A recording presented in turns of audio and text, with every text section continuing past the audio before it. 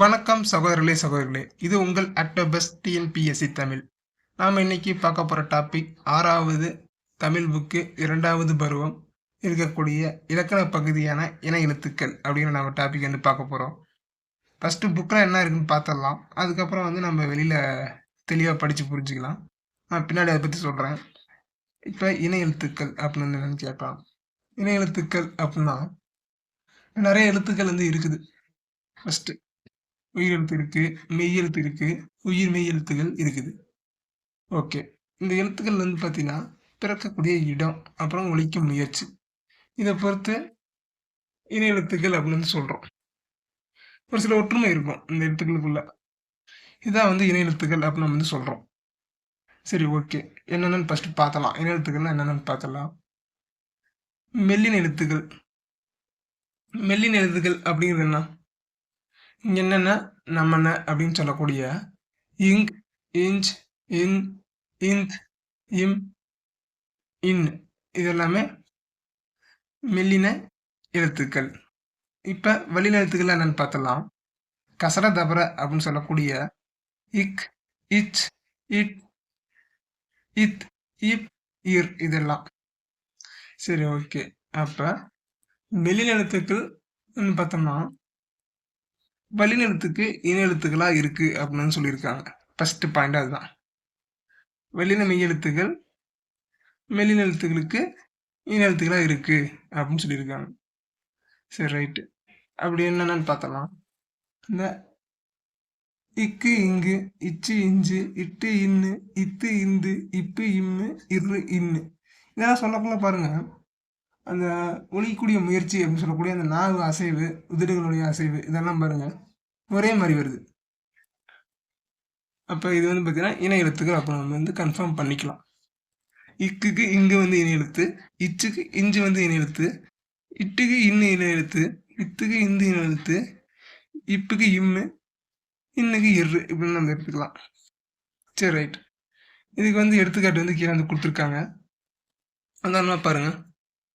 திங்கள், இங், இக்குக்கு வந்து இது வந்து எடுத்துக்காட்டு. ஏன்னா இங்கு அடுத்து இக்கு தானே வரணும் அப்படின்னு கேட்கக்கூடாது. இக்கு அப்படிங்கிறது என்னன்னு பார்த்தோம்னா ஒரு மெய்யெழுத்து, அதனுடைய வரிசை எழுத்துக்களாக தான் அங்கே வந்து வரும் அப்படின்னு சொல்கிறாங்க. கா கா, கி கி, கு கு, கே கே, கை, கோ கோ, கவு, இதெல்லாமே வந்து பார்த்தீங்கன்னா வரும் அப்படின்னு சொல்கிறாங்க. அதே மாதிரி தான் இப்போ வந்து பார்த்தீங்கன்னா இஞ்சி இச்சுக்கு மஞ்சள், இன்ன இட்டுக்கு மண்டபம், இந்து இத்துக்கு சந்தனம், இப்பு இம்முக்கு அம்பு, இன்னு இருக்கு தென்றல். ஓகேவா? அடுத்து வந்து பார்த்தோம்னா இடையின எழுத்துக்கள் 6ம் ஒரே இனம் அப்படின்னு சொல்றாங்க. என்னன்னா எரல வரல அப்படின்னு சொல்லக்கூடிய இ, இர், இல், இம், எல், இல், இது எல்லாமே. ஓகே, இதுக்கு என்னோட எடுத்துக்காட்டு கொடுக்காம விட்டாங்க அப்படின்னு கேட்கக்கூடாது. நான் வந்து இப்போ நாமளே சொல்லலாம். கொய்யா அப்படின்னு சொல்லக்குள்ள கோ இ யா, இந்த இ கூட்டல் ஆ அப்படிதான் வரும் பார்த்துக்கோங்க. அதே மாதிரி தான் வந்து பார்த்தீங்கன்னா செவ்வந்தி, எப்படி செவ் அப்படின்னு வருது. அப்புறம் இவு கூட்டல் ஆ, வா, செவ்வந்தி அப்படின்னு ஒன்று சொல்லலாம். அடுத்தது பள்ளம். குழி தோண்டி வச்சிருந்தா பள்ளம் சொல்லுவோம்ல, இல்லைன்னா இறக்கமா இருக்கிறத வந்து நம்ம பள்ளம் சொல்லுவோம். அந்த பள்ளம், அதாவது கடைசியா இருக்கக்கூடிய இல், சிறப்பு லாவுக்கு பக்கத்துல இருக்கக்கூடிய இல், அது பள்ளம். பா இல் லா இம். இது வந்து பார்த்தீங்கன்னா இந்த இடையெழுத்துக்கள் 6ம் இணை எழுத்துக்கள் அப்படின்னு சொல்றோம். ஓகே, இப்போ வந்து மெய் எழுத்துக்கள் வந்து 18க்கும் பார்த்துட்டோம். அடுத்தது உயிரெழுத்துக்கள் வந்து பார்த்துடலாம். ஈரெழுத்துக்கள் அப்படின்னு வந்து பார்த்தோம் அப்படின்னா பக்கத்துல கொடுத்துருக்காங்க. ஆவுக்கு அ, ஈக்கு இ, ஊக்கு உ, ஏ அப்படிங்கிறதுக்கு ஏ, ஐ அப்படிங்கிறதுக்கு இ, ஓ அப்படிங்கிறதுக்கு உ, ஔ அப்படிங்கிறதுக்கு உ. சரி, ரைட்டு, பார்த்துட்டோம். மீதி எதுக்குமே வந்து நமக்கு பிரச்சனை இருக்காது. இந்த ஆவுக்கோ, இந்த ஈக்கோ, ஊக்கோ, ஏக்கோ, ஓ அப்படிங்கிறதுக்கோ நமக்கு எந்த பிரச்சனையும் இருக்காது. இப்போ ஐக்கும் அவுக்கும் தான் நமக்கு வந்து ஒரு சின்ன கன்ஃபியூஷன் வரும். என்ன அப்படின்னு வந்து பார்த்தோம்னா, இங்க ஐ கிடையாது. அவுக்கு கிடையாது. அப்படி சொல்லக்குள்ள பாருங்க, நெடில்ல சொல்லக்குள்ள ஐக்கு ஐ அப்படின்னு சொல்ல கடைசியா வருதா? அந்த சவுண்டு தான் இங்க வந்து நம்ம வந்து எடுத்துக்கிறோம். அப்படிங்கிறதுக்கு அப்படின்னு நம்ம நெடிலா இழுத்து சொல்லக்குள்ள கடைசியா அப்படிங்கிற சவுண்டு தான் வருது. அப்ப வந்து இதுக்கு வந்து நம்ம எடுத்துக்கிறோம் அவுக்கு. சரி ரைட்டு. அந்த மேல சொன்னதான் கீழே கொடுத்துருக்கோம். மார்க் பண்ணி கொடுத்துருக்கோம். இது வந்து பார்த்தோம்னா, இந்த நெடிலெழுத்து வந்து நம்ம ஃபர்ஸ்ட் இதுக்கு முன்னாடி பாடத்துல வந்து படிச்சிருப்போம். உயிர் அளபடையில தான் வந்து இதாகும். அளபெடு வரும்போது தான் வந்து நெடில் எழுத்துக்கள் வந்து அளபெடுத்து வரும். உயிர் எழுத்துக்கள் வந்து நடுவில் வரும். அதே மாதிரி வந்து பார்த்தோம்னா அளபெடுத்து வரும் அப்படின்னு வந்து பார்த்துருக்கோம். சரி ரைட். இப்போ ஓதல் அப்படின்னு கொடுத்துருக்காங்க. ஓதல் சொல்லப்போனால் இழுத்து படிக்கல, ஓதல் அப்படின்னு வந்து படிப்போம். நம்ம இது வந்து பார்த்தீங்கன்னா ஓதல் அப்படி படிக்கக்கூடாது, ஓதல் அப்படி படிக்கணும். தூ அப்படிதான் படிக்கணும். தூ கூட்டல் அது வந்து பிரிக்கல பாருங்க. இத்து கூட்டல் அப்படின்னு வரும் அந்த எழுத்து பக்கத்தில். அதே மாதிரி தலி அப்போ சிறப்பு இல் ப்ளஸ் அப்படின்னு வருது. அது பக்கத்தில் குறியல் வருது. Right, okay. இதெல்லாம் பார்த்துட்டோம். இப்போ ஒரே ஒரு எழுத்துக்கு மட்டும் இணை எழுத்து கிடையாது. அது என்ன எழுத்து? ஆயுத எழுத்து அப்படின்னு சொல்லக்கூடிய அக்கேனம். அதாவது நம்ம அக்கனா அப்படின்னு சொல்லலாம், அக் அப்படின்னு சொல்லலாம். அது தனிநிலை, முப்புள்ளி, முப்பார் புள்ளி, இந்த மாதிரி நிறையா இருக்கு. சரி, ஓகே. இங்க பாருங்க, ஒரு பாட்டு கொடுத்துருக்காங்க. தங்க பாப்பா வந்தாலே, சிங்க பொம்மை தந்தாலே, பஞ்சு போன்ற கையாலே, பண்டம் கொண்டு வந்தாலே, பந்தல் முன்பு நின்றாலே, கம்பம் சுற்றி வந்தாலே, தென்றல் காற்றும் வந்தது, தெவிட்டா இன்பம் தந்தது. இதில் இருக்கிற இன எழுத்துக்களை வந்து எடுத்து எழுதுன்னு சொல்றாங்க. நீங்களே எடுத்து எழுதி பாருங்க, என்னன்னு தெரிஞ்சிடும். இப்போ நான் உதாரணத்துக்கு ஒன்று மட்டும் சொல்றேன். இப்போ தங்க அப்படின்னு வரக்குள்ள பாருங்க, இங்கு க வருதா? தங்க பாப்பா அப்படிங்குள்ள தங்க அப்படிங்கிற அந்த வார்த்தை வருதுங்களா? அப்போ அது வந்து பார்த்தீங்கன்னா இங்கு வந்து பார்த்தீங்கன்னா கா அப்படிங்கிறது இணை எழுத்து. ஓகே. அடுத்தது கீழே வந்து சரியான விடையை தேர்ந்தெடுத்து எழுதுக அப்படின்னு வந்து கொடுத்துருக்காங்க. மெல்லின எழுத்துக்கான இணை எழுத்து இடம்பெறாத சொல் எது அப்படின்னு கேட்டிருக்காங்க. நான் கண்ணில் குறிச்சிருக்கேன். ஏங்க சார், இன்னும் வந்து பார்த்தீங்கன்னா நமக்கு மெல்லின எழுத்து தானே அப்படின்னு வந்து கேட்கலாம் நீங்கள். ஆனால் அங்கே என்ன கொடுத்துருந்தாங்க முன்னாடி? மெல்லின எழுத்துக்களுக்கு வல்லின எழுத்துக்கள் தான் இணை எழுத்துக்கள் அப்படின்னு வந்து கொடுத்துருந்தாங்க. ஓகே. அப்போ இஞ்சுனா சா வந்திருக்கு, இந்துக்கு தா வந்திருக்கு, இம்முக்கு பி வந்திருக்கு, தம்பிக்கு இம் இருக்கு, பி வந்திருக்கு. இங்கே மட்டும் பாருங்க, கண்ணில் இன்னுக்கு அப்புறம் அப்படி இன்னு தான் வந்திருக்கு. இந்த இடத்துல வந்து பார்த்தீங்கன்னா நீங்கள் சொல்கிறதுக்கு வந்து கண்டம் அந்த மாதிரி ஒரு வார்த்தையை கொடுத்துருந்தாங்க அப்படின்னா ஓகே, எல்லாமே ஒன்று தான் அப்படின்றலாம். ஆனால் இது மட்டும் பாருங்க, பொருந்தாத மாதிரி இருக்குது, தனியாக இருக்குது கண்ணில் அப்படிங்கிற வார்த்தை. சரி, ரைட்டு, பார்த்தாச்சு. அடுத்தது தவறான சொல்லை வட்டம் எடுக்க. கண்டான், வென்றான், நண்டு, வண்டு. நீங்களே சொல்லிடுங்க பார்க்கலாம். வென்றான் அதான் வந்து தப்பா இருக்கு. எப்படி? அந்த 2 சொல்லி ரா வரணும். இரு இன்னு கடைசியா இருன்னு சொல்லக்குள்ள வருது இல்லையா? அந்த இரு வரணும். ரா, அந்த ரா வரணும். ஓகே. இந்த பின்வரும் சொற்களை திருத்தி எழுதுன்னு கொடுத்துருக்காங்க. இது நீங்களே ஒரு டைம் பார்த்துருங்க. தென்றல் அப்படிங்கிறதுக்கு 2 சொல்லி இன் வரணும். கண்டம் அப்படின்னு சொல்ற இடத்துல 3 சொல்லி இன் வரணும். நன்றி அந்த இதில் வந்து பார்த்தீங்கன்னா 2 சொல்லி ரீ வரணும். மண்டபம் அப்படின்னு சொல்ற இடத்துல 3 சொல்லி இன் வரணும். சரி, இப்போ குருவினா அப்படின்னு கேட்டிருக்காங்க. இணை எழுத்துக்கள் என்றால் என்ன? நம்ம மேலேயே பார்த்தோம். பிறக்கமிடம், ஒழிக்கும் முயற்சி. இதுக்குள்ள ஒரு சில ஒற்றுமை இருக்கு எழுத்துக்களுக்குள்ளார அப்படின்னு வந்து பார்த்தோம். இவையெல்லாம் இணை எழுத்துக்கள் அப்படின்னு நம்ம சொல்றோம். ரைட்டு. அப்படின்னா எழுத்துக்கள் பிறக்கும் இடம் அப்படின்னு என்னன்னு பார்த்துடலாம்.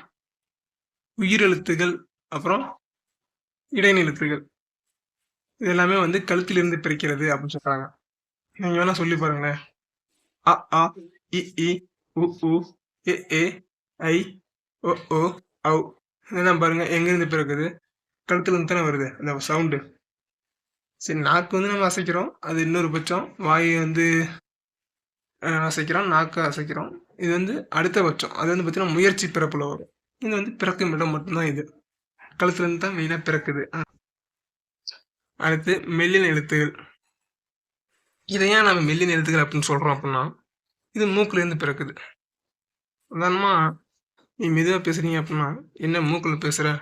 வாயில பேசு" அப்படின்னு நம்ம வந்து சண்டையில வந்து சொல்லுவாங்க. ஏன் அப்படின்னு பார்த்தோம் அப்படின்னா, மூக்குல பேசும்போது சவுண்ட் வந்து கம்மியா கேட்குது அப்படிங்கிற மாரி ஒரு மெல்லின எழுத்துக்கள் வந்து சவுண்ட் வந்து பார்த்தீங்கன்னா, மென்மையா கேட்கும். உதாரணத்துக்கு, "ஞென நமன" அப்படின்னு சொல்லக்கூடிய ஏங், ஏஞ்ச், ஏந்த், ன், இம், இன் இது எல்லாமே மென்மையா ஒலிக்கக்கூடிய எழுத்துக்கள். சரி, அடுத்தது வந்து பார்த்தீங்கன்னா, வல்லின எழுத்துக்கள். வல்லின எழுத்துக்கள் அப்ப நம்ம எடுத்துக்கிட்டோம் அப்புட்ன்னா, வன்மையா ஒலிக்கக்கூடிய எழுத்துக்கள். கசட, தபற அப்படின்னு சொல்லக்கூடிய இக், இச், இட், இத், இப், இர் இது எல்லாமே வல்லின எழுத்துக்கள். இது எங்கிருந்து பிறக்குது? மார்பிலிருந்து பிறக்குது. சரி, அடுத்தது ஆயுத எழுத்து. எங்கிருந்து பிறக்குது? தலை. சொல்லி பாருங்க. அக் அப்படின்னு சொல்லக்குள்ள, நமக்கு தலையிலேருந்து தான் அந்த அக் அப்படிங்கக்கூடிய வார்த்தை வந்து நமக்கு கிடைக்குது. இதுலேருந்து நமக்கு தெரியுது பாருங்க, இணை எழுத்து. எப்படின்னு பார்த்துக்கலாம் பாருங்க. ஆயுத எழுத்துக்கு மட்டும் ஏன் இணை எழுத்து இல்ல நம்ம சொன்னோம் அப்படின்னு பார்த்தீங்கன்னா, அந்த ஒரு எழுத்து மட்டும் தான் தலையிலேருந்து பிறக்குது. இது எல்லாமே வந்து பாருங்க, மெல்லின எழுத்துக்கள்லாம் மூக்குலேருந்து பிறக்குது. வல்லின எழுத்துக்கள்லாம் வந்து பார்த்தீங்கன்னா, மார்புலேருந்து பிறக்குது. இந்த மாரி இடை எழுத்துக்கள்லாம் வந்து கழுத்துலேருந்து பிறக்குது. எல்லாத்துக்கும் செட்டோட இருக்கு. ஆயுதம் மட்டும் தனியா தலையிலேருந்து பிறக்குது அப்படின்னு வந்து பார்த்தோம். இதுவும் ஒரு காரணமா நம்ம வந்து சொல்லிக்கலாம். இணை எழுத்து வந்து ஏன் இல்ல அப்படின்ட்டு. சரி, அடுத்தது முயற்சி பிறப்பு.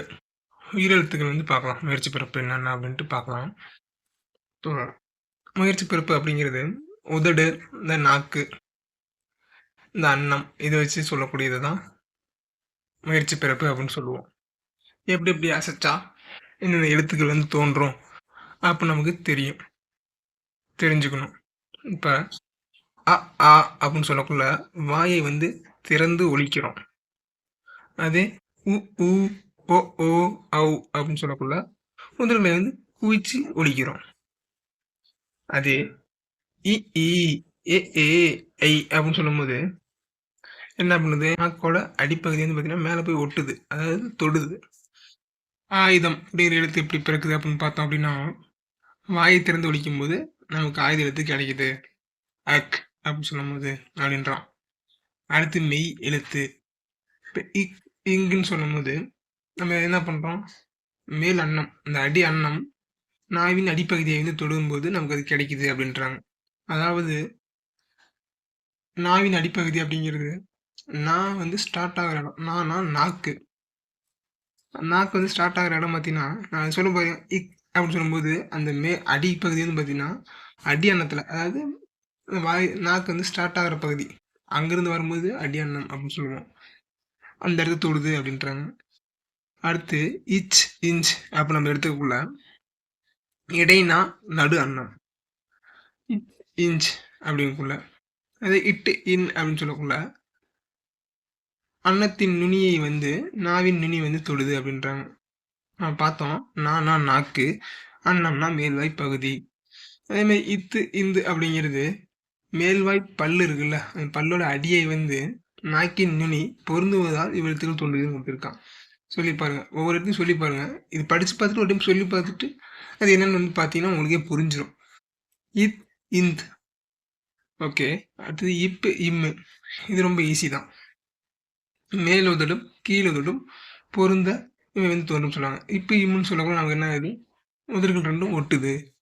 இது உதடுகள் ஒட்டுது அப்படின்னு சொல்லக்குள்ள கேட்கக்குள்ள நமக்கு என்ன ஞாபகம் வருது அப்படின்னா, ஒரு இதுல முன்னாள் முதலமைச்சர் திரு மாண்புமிகு கலைஞர் கருணாநிதி வந்து சொல்லியிருப்பாரு. நான், நீ அப்படின்னு சொல்லும்போது உதடுகள் ஒட்டாது. நாம் அப்படின்னு சொல்லும்போது உதடுகள் ஒட்டும் அப்படின்னு சொல்லியிருப்பாரு. ஏன்? நாம் அப்படின்னு சொல்லும்போது இம் அப்படிங்கிற அந்த வார்த்தை வரக்குள்ள நம்மளோட உதடுகள் வந்து இயல்பா ஒட்டி தானே ஆகணும். இம்முன்னு சொல்லக்குள்ள உதடுகள் வந்து ஒட்டும் அப்படின்னு சொல்லியிருக்கு. அதுக்கு என்ன அர்த்தம்னா, நான், நீ அப்படின்னு தனித்தனியா பிரிஞ்சு இருக்காம, நாம் அப்படின்னு சொல்லும்போது ஒற்றுமையா இருக்கும் இல்லையா? சுண்டெலிகள் ஒட்டுது அப்படின்னா, நம்ம வந்து ஒற்றுமையா இருக்கணும் அப்படின்னு சொல்றாரு. ஓகே. அப்படின்னு சொல்லும்போது, நாக்கின் அடிப்பகுதி மேல்வாயின் அடிப்பகுதியிலிருந்து பொருந்தது அப்படின்னு சொல்றாங்க. அடுத்து இல் அது வந்து பார்த்தீங்கன்னா, நாக்கின் நுனி மேல்வாய் வந்து தடவுவதால் பிறக்கின்றன. இர், இல் அது. அதே இந்த இல் அப்படின்னு வந்து பார்த்தோம்னா, மேல்வாய் பல்லின் அடியை நாவின் ஓரங்கள் தடித்து நெருங்குவதால் அப்படியே இல் அப்படின்னு சொல்லக்குள்ள வருது அப்படின்றாங்க. அதே இந்த இல் வந்து பார்த்தீங்கன்னா, மேல்வாயை நாவின் ஓரங்கள் தடித்து தடவுவதால் பிறக்கிறது அப்படின்னு சொல்றாங்க. அடுத்து இது வந்து பார்த்தீங்கன்னா, ஈஸியா தான் இருக்கும். மேல்வாய் பல்லை கீழ தொட்டு பொருந்துவதால். இவ் பல்லு பார்த்தீங்கன்னா, கீழ ஒரு பொருந்தும் பாருங்க. அப்படின்னு சொல்லும்போது. ஓகே. அடுத்து இன் அப்படின்னு பார்க்கக்குள்ள, நாக்கின் நுனி மிகவும் பொருந்துவதால் அப்படின்னு சொல்லியிருக்காங்க. இன் சொல்லி பாருங்க. அப்படி பொருந்தல அப்படின்னா நம்ம சொல்றது வந்து அந்த இது வந்து தப்பு. சொல்லக்கூடிய அந்த ஒலிக்கக்கூடிய முறை வந்து தப்பு அப்படின்னு அர்த்தம். நம்ம இது வைக்கிற மாரி ஒலிச்சா தான் அந்த எழுத்துக்கள் வந்து கரெக்ட்டா இருக்கும். பாருங்க, உதாரணத்துக்கு இந்த படத்த பாருங்க. இந்த இத வந்து பார்த்தீங்கன்னா, மயங்கொலி அப்படின்னு சொல்லுவாங்க. ஒரே மாரி இருக்கும் சொல்லக்குள்ள. ஆனா வந்து பார்த்தீங்கன்னா, எழுதும்போது அது அதே மாரி ஒரே எழுத்த போட்டதுனா எல்லாமே தப்பாயிரும். அதுக்காக வந்து பார்த்தீங்கன்னா, நம்ம சொல்லும்போதும் கரெக்ட்டா பேசணும். இப்ப என்ன இலக்கணம்னா என்ன? மொழியை பிழையின்றி பேசவும், எழுதவும் உதவுவது தான் வந்து பார்த்தீங்கன்னா, இலக்கணம் அப்படின்னு பார்த்தோம். அப்ப பிழையின்றி எழுதுனா மட்டும் போதாது, பேசணும். ஓகேவா? இப்ப இதுல இருக்கிற மாரி நம்ம வந்து சொல்லணும் அப்படின்னு சொல்லியிருக்காங்க. இயல்பா நாக்கு வந்து குடுத்துருக்காங்க. நான் நேரா இருக்கும். ஓகே. இப்ப இந்த நா, பாருங்க. இங்கேருந்து ஃபர்ஸ்ட்டுலேருந்து ஸ்டார்ட் ஆகுது. அடுத்தது இந்த அதாவது கொம்பு கால் போட்டு போடுறோம்ல, அந்த பாருங்க. அதுக்கு அடுத்து ஸ்டார்ட் ஆகுது. இந்த வந்து பார்த்தீங்கன்னா, அதுக்கப்புறம் அடுத்தது அந்த 3 சொல்லி பாருங்க. எங்கிருந்து ஆரம்பிக்குதுன்னு, பின்னாடி ரொம்ப பின்னாடி ஆரம்பிக்குது. சிறப்பு பாருங்க. அதுக்கு பின்னாடி இருந்து ஆரம்பிக்குது. அங்க ஒரு டைம் அதுல இருக்கிற மாரி சொல்லி பார்ப்போம். லா, நா, நா. ஓகே. அடுத்து ரா. அடுத்தது ரா. அடுத்து லா, நா. அடுத்து லா. ஓகே. பார்த்தாச்சு. இது வந்து நீங்க ஒரு டைம் பார்த்துட்டு, புக்ல ஒரு டைம் படிச்சு பார்த்துட்டு, பாருங்க. இந்த எக்சர்சைஸ்லாம் இருக்குல்ல. அந்த பாட்டு இருந்துச்சுல்ல. அதில வந்து நீங்க எது எது இணை எழுத்துக்கா வரும் அப்படின்னு வந்து பாருங்க. Thank you. Thank you for all. இதனுடைய பிடிஎஃப் லிங்க்கு டிஸ்கிரிப்ஷனில் குடுத்துருக்கேன். எடுத்துக்கங்க.